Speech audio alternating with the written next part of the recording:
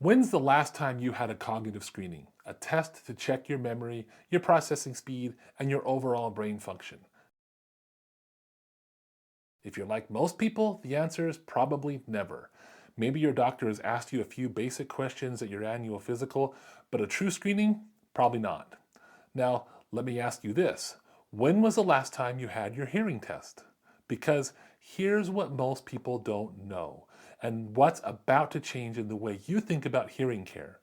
Your hearing test should include a cognitive screening every single time. I'm Dr. Layne Garrett, founder of Timpanogos Hearing and Tinnitus, and in my clinic, we don't just test hearing anymore. We screen your brain health at the same time, and today I want to tell you why that has become absolutely essential and why major research from 2024 makes it clear that audiologists need to start doing this as part of their standard practice. Your ears and your brain are far more connected than most people realize, and if we're only checking one without the other, we're missing something critical. Let me show you what I mean. A massive research study came out in 2024, the Lancet Commission on Dementia. These are some of the top researchers in the world, and they spent years asking one question: what can we actually do to help prevent dementia? They identified 14 modifiable risk factors, things that we can actually influence, not genetics, not age, but real actionable health and lifestyle factors. And of all the 14, the biggest one wasn't high blood pressure, it wasn't diabetes, and it wasn't lack of exercise. It was untreated hearing loss in midlife. If this is new information, and if you're learning something valuable, go ahead and hit the like button and subscribe to the channel. We have a lot more to cover on hearing and brain health in the future. The research shows that if we prevented and properly treated hearing loss, we could potentially prevent about 7% of dementia cases worldwide. And when you factor in other things that often come with untreated hearing loss like depression, social isolation, loneliness, that number climbs to nearly 14%. That means 1 in 7 cases of dementia might be preventable by addressing hearing loss and the social connections that come with better hearing. But here's the hopeful part. When people with hearing loss use hearing aids, especially if they have other risk factors, it can significantly reduce their risk of cognitive decline. This is no longer theoretical. This is evidence-based. So why does hearing affect your brain this much? Imagine, your brain is like a smartphone battery. You only have so much power each day. With untreated hearing loss, your brain works overtime just trying to make sense of unclear sound. 50, 60, 70% of your battery gets burned up simply trying to understand speech. That leaves very little for memory, problem solving, or clear thinking.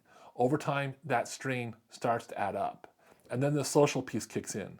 People with untreated hearing loss pull back. They avoid social settings. They stay at home. That isolation is devastating for brain health. So here's the key question. If hearing loss and brain health are this connected, why would we not check both at the same time? That's exactly what leading researchers and professional organizations are now recommending. The American Academy of Audiology, the American Speech-Language Hearing Association, and other experts are all saying the same thing. Cognitive screening should be part of every comprehensive hearing evaluation. It makes perfect clinical sense. As audiologists, we spend far more time with patients than primary care physicians can. We notice how people process information. We see when someone struggles with memory or following instructions. We see the early signs. And hearing loss and cognitive decline can look almost identical. I can't tell you how many times a family has come in believing their loved one has dementia, and it turns out they had untreated hearing loss, or the reverse. Someone thinks they need hearing aids, but there are cognitive changes happening too. If we don't look at both, we're only seeing half of the picture. And early identification matters. The earlier we detect these changes, the more options you have.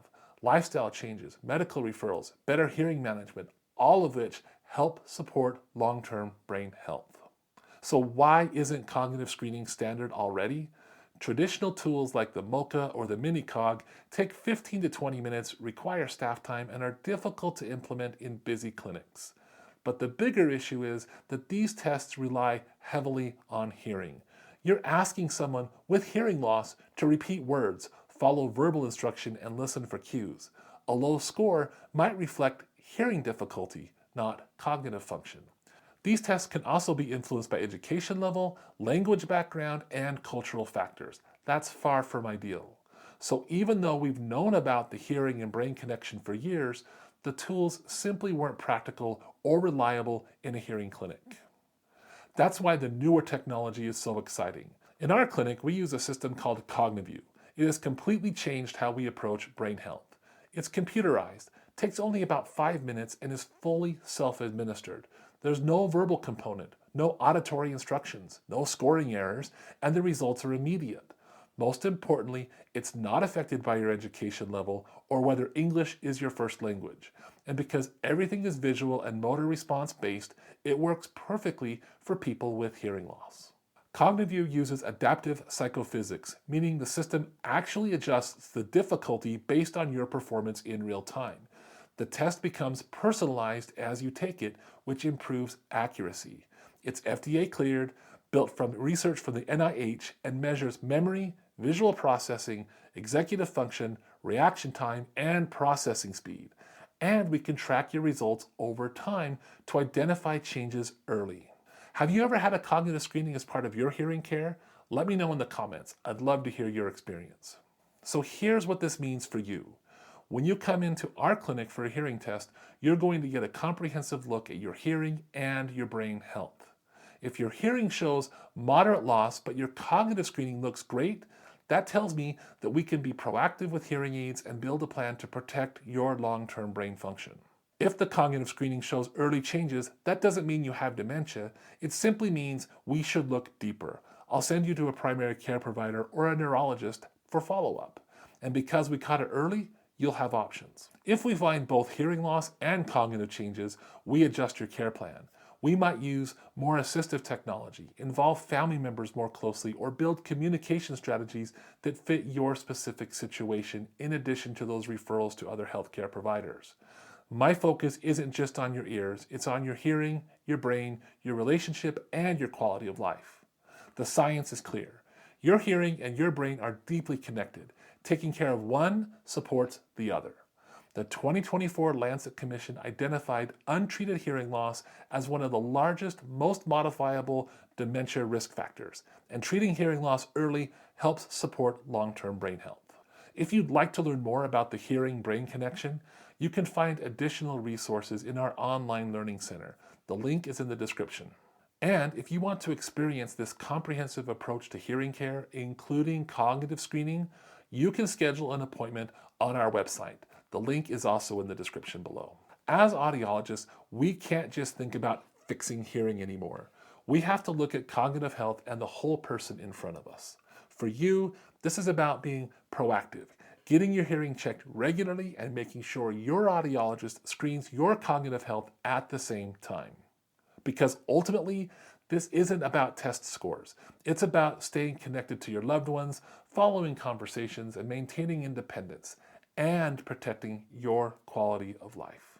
And if we can support your hearing and your brain in that process, that's exactly what this work is all about. So, next time you schedule a hearing test, ask one simple question. Will you be screening my cognitive function at the same time? If the answer is no, you may want to find a hearing care practice that will. We're here to help with your hearing, your brain, and your connection to the people who matter the most.